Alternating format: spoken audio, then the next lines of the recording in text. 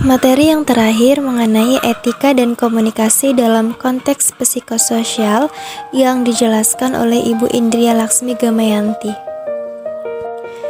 Dalam lingkungan, tentu kita menghadapi banyak potensi masalah, yakni guru dan pejabat setempat, murid, orang tua dan masyarakat, dosen pembimbing dan sesama mahasiswa pengajar dalam kegiatan kampus mengajar dan penerjunan ini. Nah, solusi untuk mengatasi potensi masalah ini adalah memahami etika, cara berkomunikasi, dan kondisi psikososial setempat. Yang menjadi bekal adalah pemahaman mengenai etika, komunikasi, aspek psikososial, dan dinamika. Etika ini adalah watak kesusilaan yang berasal dari bahasa Yunani yaitu ethos atau adat kebiasaan. Etika adalah ilmu yang membahas tentang perbuatan baik dan buruk manusia sejauh yang dapat dipahami oleh pikiran manusia. Etika ini didukung oleh beberapa nilai, yakni nilai-nilai kebijaksanaan yang penuh dengan pertimbangan sehingga mampu membedakan sesuatu yang patut dirahasiakan dan yang tidak.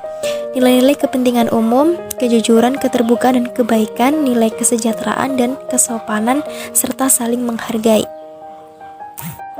Etika itu sebagai kebijaksanaan hidup. Artinya, etika bukan tentang baik atau jahat, tapi etika ini tentang bijaksana atau bodoh.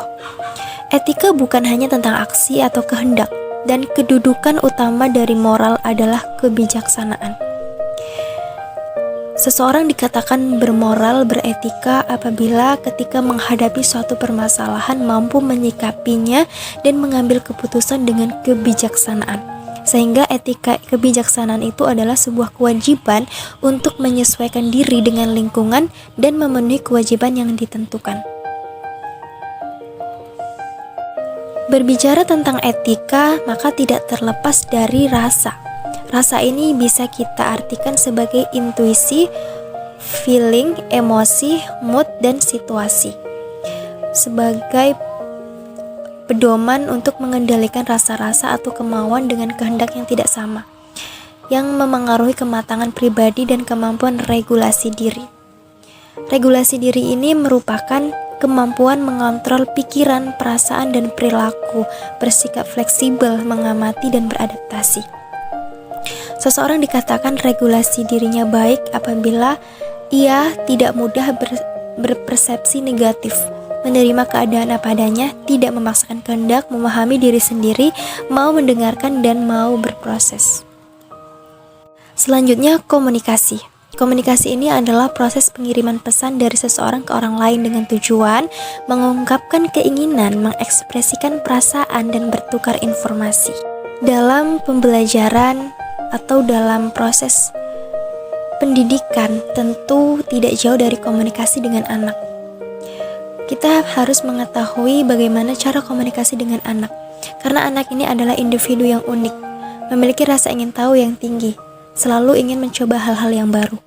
Anak bukan orang dewasa dalam bentuk kecil. Artinya, anak-anak tetap anak-anak dan harus diperlakukan dengan sesuai dengan porsi anak-anak. Yang penting adalah proses, bukan hasil, karena anak dalam masa perkembangan dan belajar. Tunjukkan sesuatu hal yang merujuk kepada pembelajaran atau proses menuju kepada pembentukan karakter. Tidak memfokuskan dari hasil, namun proses pembelajaran. Hargai segala bentuk usaha anak, kekeliruan adalah sesuatu hal yang wajar. Tidak menghakimi, menunjukkan sesuatu yang baik dengan cara yang baik dan komunikasi yang baik.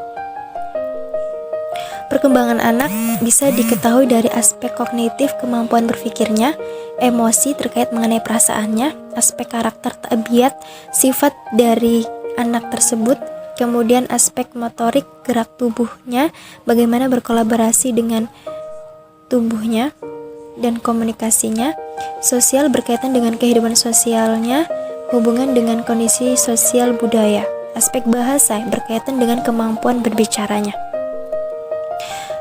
Tahap perkembangan pendidikan dapat dikaji mengenai tahap perkembangan anak. Bagaimana perkembangan si anak ini? Memperhatikan perbedaan antar individu karena setiap anak memiliki kemampuan karakter yang berbeda. Mengacu pada literasi interaksi dengan lingkungan, sesuaikan dengan lingkungan dan kondisi yang ada. Media apa yang ada di sekitar anak, alam dan tradisi itulah yang membentuk karakter dan kebiasaan serta kemampuan si anak. Yang kemudian ada aspek psikososial. Aspek psikososial mampu dikaji melalui usia, posisi kedudukan, kondisi situasi pada saat itu, dan kemampuan pemahaman di lingkungan sekitar. Dinamika ini terkait mengenai memahami kondisi masyarakat dan lingkungan, berusaha membaur dan tidak eksklusif, berkomunikasi dengan santun, menghargai apa yang sudah ada dan tulus serta rendah hati. Terima kasih, semoga bermanfaat. Wassalamualaikum warahmatullahi wabarakatuh.